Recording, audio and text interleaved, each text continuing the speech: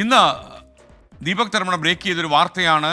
പാലക്കാട്ടെ പരാജയത്തിൻ്റെ ധാർമ്മിക ഉത്തരവാദിത്വം ഏറ്റെടുത്ത് BJP സംസ്ഥാന അധ്യക്ഷൻ കെ സുരേന്ദ്രൻ രാജ്യസന്നദ്ധത കേന്ദ്ര നേതൃത്വത്തെ അറിയിച്ചു എന്നുള്ളത്. 24 ബിഗ് ബ്രേക്കിംഗ്. ഈ വാർത്തയായിരിക്കും ഒരുപക്ഷെ അടുത്ത മണിക്കൂറിൽ ഏറ്റവും ശ്രദ്ധ നേടാൻ പോകുന്നത്. ഇന്ന് ഉച്ചയ്ക്ക് 12 മണിക്ക് കോഴിക്കോട് മാരാർജി ഭവനിൽ കെ സുരേന്ദ്രൻ വാർത്താ സമ്മേളനം വിളിച്ചിട്ടുണ്ട്. ഈ വാർത്താ സമ്മേളനത്തിൽ അദ്ദേഹത്തിൻ്റെ രാജ്യസന്നദ്ധത അദ്ദേഹം അറിയിക്കുമോ എന്നറിയില്ല. എന്നാൽ ഈ രാജ്യസന്നദ്ധത വെറും രാഷ്ട്രീയ നാടകമായിട്ടാണ് സന്ദീപ് വാര്യരെ പോലെയുള്ള ആളുകൾ കാണുന്നത്. രാജിവെച്ചൊഴിയാനുള്ള വൈമുഖ്യമാണ് ഇതിൽ നിന്ന് വ്യക്തമാകുന്നത് എന്നാണ് അവർ പറയുന്നത്. നമുക്കപ്പം ഈ വാർത്ത ആദ്യമായി പുറംലോകത്തെ അറിയിച്ച ദീപക് തർമ്മണം കോഴിക്കോടും തത്സമയം ചേരും. അതുപോലെ കൊച്ചിയിൽ നിന്ന് ശ്രീകാന്ത്, സെൻട്രൽ ന്യൂസ് ഡെസ്കിൽ നിന്ന് ആഷ്മി താജ് ഇബ്രാഹിം, അതുപോലെ സെൻട്രൽ ന്യൂസ് ഡെസ്കിൽ നിന്ന് S വിജയകുമാറും ചേരും. ആദ്യം ഈ വാർത്ത ബ്രേക്ക് ചെയ്ത ദീപക് തർമ്മണം ചേരുന്നു. ദീപക്, ഇതൊരു രാഷ്ട്രീയ നാടകമായി കാണുന്നവരുണ്ട്. എന്നാൽ പാലക്കാട്ടെ പ്രശ്നം ഗുരുതരമാണ്. ഈ പാലക്കാട് പരാജയം വല്ലാത്ത പരാജയമായി പോയി. ഈ പരാജയത്തിന് ശേഷം ഇദ്ദേഹത്തിൻ്റെ രക്തത്തിന് വേണ്ടി ദാഹിക്കുന്ന ആളുകളുടെ എണ്ണം BJPയുടെ തലപ്പത്ത് തന്നെ കൂടി വരുന്നു എന്നുള്ളത് ഏറ്റവും വലിയ പ്രത്യേകതയാണ്. ദീപക്, വിവരങ്ങൾ. ISKN പറഞ്ഞത് തന്നെയാണ് ശരി. സുരേന്ദ്രൻ്റെ രക്തത്തിന് ദാഹിക്കുന്നവരുടെ എണ്ണം കൂടുന്നുണ്ട് എന്നുള്ളത് BJP രാഷ്ട്രീയം നിരീക്ഷിക്കുന്ന ആർക്കും അറിയാവുന്നതാണ്. കാരണം സുരേന്ദ്രനുമായി ഒരു ബന്ധവുമില്ലാത്ത വിഷയത്തിൽ പോലും സുരേന്ദ്രനെ വേട്ടയാടപ്പെടാറുണ്ട്. അത് BJPയിലെ ഒരു പൊതുരീതിയുമാണ് എന്നുള്ളതാണ് RSSൻ്റെ നേതാക്കളുമായി പോലും സംസാരിക്കുമ്പോൾ വ്യക്തമാകാറുള്ളത്. പക്ഷേ എന്നാൽ പാലക്കാട്ടെ പരാജയത്തിൻ്റെ ധാർമ്മിക ഉത്തരവാദിത്വം ഏറ്റെടുത്ത് സുരേന്ദ്രൻ ഇന്നലെ രാജ്യസന്നദ്ധത ദേശീയ നേതൃത്വത്തെ ഇന്നലെ രാവിലെയോടെ തന്നെ അറിയിച്ചു എന്നുള്ളതാണ് മനസ്സിലാവുന്നത്.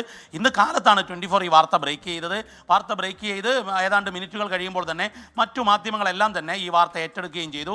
അവരുടേതായ സോഴ്സുകളിൽ അവരത് ക്രോസ് ചെക്ക് ചെയ്യുകയും ചെയ്തു. പക്ഷേ നമുക്ക് ആധികാരികമായി പറയാൻ സാധിക്കുന്നത് ദേശീയ നേതൃത്വം ഈ കാര്യത്തിൽ കൃത്യമായൊരു പരിശോധനയിലേക്ക് കടക്കുന്നു എന്നുള്ളതാണ്. അതായത് സുരേന്ദ്രൻ്റെ രാജി സന്നദ്ധത കത്തിൽ സുരേന്ദ്രൻ ആവശ്യപ്പെടുന്നത് പരാജയത്തിൻ്റെ ധാർമ്മിക ഉത്തരവാദിത്തം പ്രസിഡന്റ് എന്ന നിലയിൽ താൻ ഏറ്റെടുക്കുന്നു, അതിൻ്റെ അടിസ്ഥാനത്തിൽ രാജിവെക്കാൻ അനുമതി നൽകണം. എന്നാൽ അതേ സമയത്ത് കേരളത്തിലെ പ്രശ്നങ്ങളിൽ പാലക്കാട്ടെ പരാജയം ഉൾപ്പെടെ ഈ തെരഞ്ഞെടുപ്പിലെ പ്രവർത്തനങ്ങൾ, ഏകോപനങ്ങൾ, മറ്റു വിഷയങ്ങൾ, ഈ വിഷയങ്ങളിലെല്ലാം തന്നെ ദേശീയ നേതൃത്വം നേരിട്ടൊരു അന്വേഷണം നടത്തണം എന്ന ആവശ്യം കെ സുരേന്ദ്രൻ വെച്ചിരിക്കുന്നു. അത് സുരേന്ദ്രൻ്റെ ഒരു സർജിക്കൽ സ്ട്രൈക്കാണ് എന്നുള്ളത് ഉറപ്പാണ്. കാരണം ശോഭാ സുരേന്ദ്രൻ മുതൽ ഏറ്റവും ഒടുവിൽ പാലക്കാട് നഗരസഭയുടെ ഭരണാധിപന്മാർ വരെ നീളുന്ന പ്രശ്നങ്ങളുണ്ട്. അതെല്ലാം വിവിധ തലങ്ങളിലാണ് പ്രശ്നങ്ങൾ. അതായത് സംസ്ഥാന തലത്തിലുള്ള ഗ്രൂപ്പ് വഴക്കിൻ്റെ ഭാഗമായുള്ള കെ സുരേന്ദ്രൻ വേഴ്സസ് ശോഭാ സുരേന്ദ്രൻ എന്നുള്ള പ്രശ്നം പോലെയല്ല. അത്തരം പ്രശ്നങ്ങളെക്കാൾ അപ്പുറത്തേക്ക് വലിയ പ്രശ്നങ്ങളുണ്ട്. സാമ്പത്തിക ഇടപാടുകൾ, കൊടകര കുഴൽപ്പണ ഇടപാടുകൾ, അതിലെ വീഴ്ചകൾ, ഇത്തരം വിഷയങ്ങളെല്ലാം ഉണ്ട്. ഇതെല്ലാം കൂടി കേന്ദ്ര നേതൃത്വം അന്വേഷിക്കാൻ വന്നാൽ തലകൾ ഉരുളും എന്നുറപ്പാണ് BJP നേതൃതലത്തിൽ. അതിലേക്കുള്ള ഒരു വാതായനം തുറക്കലാണ് യഥാർത്ഥത്തിൽ സുരേന്ദ്രൻ ചെയ്തിരിക്കുന്നത് എന്നുള്ളതാണ് നമുക്ക് ഈ ഘട്ടത്തിൽ മനസ്സിലാവുന്നത്. ദേശീയ നേതൃത്വം ഈ കാര്യം സ്ഥിരീകരിക്കുന്നു. അതിനുശേഷം കെ സുരേന്ദ്രൻ്റെ അടുത്ത വൃത്തങ്ങൾ ഈ കാര്യം സ്ഥിരീകരിച്ചു. പക്ഷേ അവർ ഔദ്യോഗികമായ ഒരു പ്രതികരണത്തിന് ഈ ഘട്ടത്തിൽ തയ്യാറായിട്ടില്ല. പക്ഷേ സുരേന്ദ്രൻ്റെ രാജി സന്നദ്ധതയിൽ ദേശീയ നേതൃത്വം ചർച്ച ആരംഭിച്ചു. തൽക്കാലം അദ്ദേഹത്തിൻ്റെ പ്രവർത്തനവുമായി മുന്നോട്ട് പോകണമെന്ന സന്ദേശം നൽകി എന്നുള്ളതാണ് മനസ്സിലാവുന്നത്. SKN. താങ്ക് യു ദീപക് തർമ്മണം ഫോർ ബ്രേക്കിംഗ് ദിസ് ന്യൂസ്. അതുപോലെ ഏറ്റവും പ്രധാനപ്പെട്ട കാര്യം, പാലക്കാട് ഒരുപാട് കാരണങ്ങൾ രാജിയിലേക്ക് നയിക്കാൻ ഉണ്ടെങ്കിൽ പോലും കുറേ പ്രശ്നങ്ങൾ, അതായത് പാലക്കാട് മുനിസിപ്പാലിറ്റിയുടെ പരാജയം, അതുപോലെ യൂസർ ഫീ ഏർപ്പെടുത്തിയത്, അങ്ങനെ കുറേ കാരണങ്ങൾ. എന്നാൽ ഈ പാലക്കാട് തെരഞ്ഞെടുപ്പിൻ്റെ മുഴുവൻ ഉത്തരവാദിത്വവും നേരിട്ട് ഏറ്റെടുത്തിരുന്നത് കെ സുരേന്ദ്രൻ ആയതുകൊണ്ട് അദ്ദേഹത്തിന് രാജി വാഗ്ദാനമല്ലാതെ മറ്റു വഴിയില്ലാതെ വന്നിരിക്കുന്നു. ഇന്നലെ തന്നെ രാവിലെ BJP നേതൃത്വത്തിലുള്ള പടലപ്പിണക്കം നമ്മൾ കണ്ടതാണ്. ആഷ്മി താജ് ഇബ്രാഹിം കൂടി നമുക്കൊപ്പം ചേരുന്നു. ആഷ്മി, യഥാർത്ഥത്തിൽ ഇദ്ദേഹം രാജിവെച്ചതുകൊണ്ട് മാത്രം BJPയുടെ നേതൃത്വത്തിലുള്ള പ്രശ്നങ്ങൾ തീരുമോ? അതൊരു വല്ലാത്ത സ്വപ്നമല്ലേ?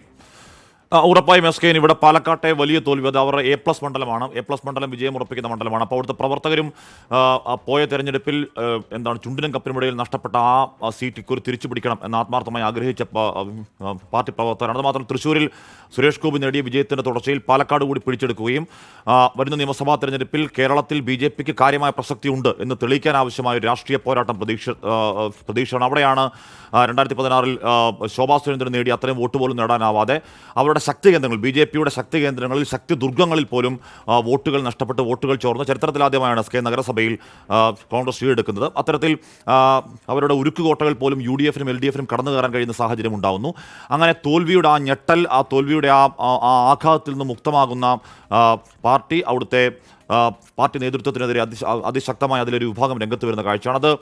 അതിപ്പോൾ കെ സുരേന്ദ്രൻ കേന്ദ്ര നേതൃത്വത്തെ അറിയിക്കുന്ന രാജ്യസന്നദ്ധത, എല്ലാ തെരഞ്ഞെടുപ്പ് തോൽവിയിലും അതത് പാർട്ടികളുടെ അധ്യക്ഷന്മാർ അങ്ങനെ രാജ്യസന്നദ്ധത അറിയിക്കാറുണ്ട്. ഞാൻ അതിനെ അത്രയ്ക്ക് കാണുന്നുള്ളൂ, അതല്ലാതെ രാജിവെക്കുക എന്ന ഉദ്ദേശത്തിൽ കെ സുരേന്ദ്രൻ പറയുന്നതായി കാണുന്നില്ല SKN. പക്ഷേ അതിൽ പറയുന്ന പ്രധാനപ്പെട്ട ഒരു കാര്യമുണ്ട്. ഈ പറഞ്ഞ ശോഭാ സുരേന്ദ്രനും ശോഭാ സുരേന്ദ്രൻ നേതൃത്വത്തിലുള്ള കുറേ കൗൺസിലർമാരും അവിടെ കൃഷ്ണകുമാറിനെതിരെ പ്രവർത്തിച്ചു, കൃഷ്ണകുമാറിനെതിരെ വോട്ട് മറിക്കാനൊക്കെ നിന്നു എന്നൊക്കെയുള്ള ചില ആരോപണം കേന്ദ്ര നേതൃത്വത്തിന് നൽകിയ പരാതിയിൽ കെ സുരേന്ദ്രൻ പറയുന്നു എന്ന് കേൾക്കുന്നുണ്ട്. SKN അങ്ങനെയാണെങ്കിൽ ഈ പറയുന്ന രാജ്യസന്നദ്ധ അല്ലെങ്കിൽ രാജിവെക്കുക എന്നതിനപ്പുറം പാർട്ടിയിലെ എതിർച്ചേരിക്കെതിരെ കേന്ദ്ര നിർദ്ദേശത്തിന്റെ അല്ലെങ്കിൽ കേന്ദ്ര നേതൃത്വത്തിന്റെ അന്വേഷണം ഉറപ്പാക്കുകയാണ് കെ സുരേന്ദ്രന്റെ ലക്ഷ്യം എന്ന് തോന്നുന്നു.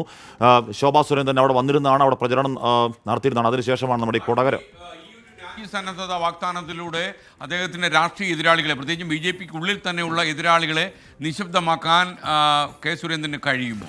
എളുപ്പം കഴിയുമെന്ന് തോന്നുന്നില്ല SKN. അതിന് കാരണം ഇവിടെ ഈ BJPക്കെതിരെ KJP, കേരള ജനതാ പാർട്ടിയാണ്, അത് BJP അല്ല എന്ന് പറയുന്നത് ഒരുപക്ഷെ ഇടതുപക്ഷമോ കോൺഗ്രസോ ഒന്നുമല്ല. ആ പാർട്ടിക്കുള്ളിൽ നിന്ന് അതിശക്തമായ വികാരം കഴിഞ്ഞ് കുറേ നാളുകളായി അത് ഉയരുന്നുണ്ട്. അത് ഈ പറഞ്ഞ സ്വജനപക്ഷപാതം അല്ലെങ്കിൽ സാമ്പത്തിക നേട്ടത്തിനായി കാര്യങ്ങൾ ചെയ്യുന്നു എന്നുള്ള ആരോപണങ്ങൾ BJP വിരുദ്ധ പാർട്ടികൾ ഉന്നയിക്കുന്നതിന് ഒപ്പം തന്നെ അല്ലെങ്കിൽ ഉന്നയിക്കുന്നതിനേക്കാൾ കൂടുതൽ ആ പാർട്ടിക്കുള്ളിൽ തന്നെ വലിയ വിമർശനം ഉയരുന്നു. ഇപ്പോൾ ശിവരാജൻ എന്ന് പറഞ്ഞ പാർട്ടിയിലെ ഏറ്റവും പ്രധാനപ്പെട്ട അവിടുത്തെ നേതാവാണ്. ഇപ്പോൾ പാലക്കാട്ടിൽ വർഷങ്ങളായി പ്രവർത്തിക്കുന്ന പാർട്ടിയുടെ നേതാവാണ്. മുത്താന്തർ മേഖലയിലൊക്കെ സജീവ സ്വാധീനമുള്ള ഗ്രൗണ്ട് അറിയാവുന്ന ഒരു പാർട്ടി നേതാവാണ്. അദ്ദേഹം ഇലക്ഷന് മുമ്പ് തന്നെ ശോഭാ സുരേന്ദ്രനെ അവിടെ സ്ഥാനാർത്ഥിയാക്കണമെന്ന് പറഞ്ഞിരുന്നതാണ്. അത് അദ്ദേഹം പരസ്യമായി തന്നെ നമ്മളോടാണ് ആദ്യം പറയുന്നത് SKN. അദ്ദേഹം അത് പരസ്യമായി തന്നെ തുറന്നു പറഞ്ഞതാണ്. അതിനുശേഷം C കൃഷ്ണകുമാറിന്റെ പരാജയത്തിന് ശേഷം അദ്ദേഹം നമ്മളോട് ഇന്നലെ സംസാരിക്കുമ്പോഴും അദ്ദേഹം അത് ആവർത്തിക്കുന്നു. ഇപ്പോൾ അദ്ദേഹം ഏതെങ്കിലും തരത്തിൽ തെരഞ്ഞെടുപ്പ് സമയത്ത് വിയോജിച്ച് നിൽക്കുകയോ മാറി നിൽക്കുകയോ ചെയ്തിരുന്നില്ല. അദ്ദേഹത്തിന് ഏൽപ്പിച്ചു കൊടുത്ത ബൂത്തിൽ അദ്ദേഹം 80% വോട്ടുറപ്പിച്ചു. അതായത് ഓരോ പ്രവർത്തകരും ഓരോ നേതാവും അവർക്ക് ഏൽപ്പിച്ചു കൊടുത്ത കാര്യങ്ങളിൽ 100% പെർഫോം ചെയ്തുവെങ്കിൽ കൂടിയും മൊത്തത്തിൽ C കൃഷ്ണകുമാറിന്റെ സ്ഥാനാർത്ഥം അങ്ങേയറ്റം പാളി എന്ന കാര്യം വലിയ വിമർശനം പാർട്ടിക്കുള്ളിൽ. ഒരു നിമിഷം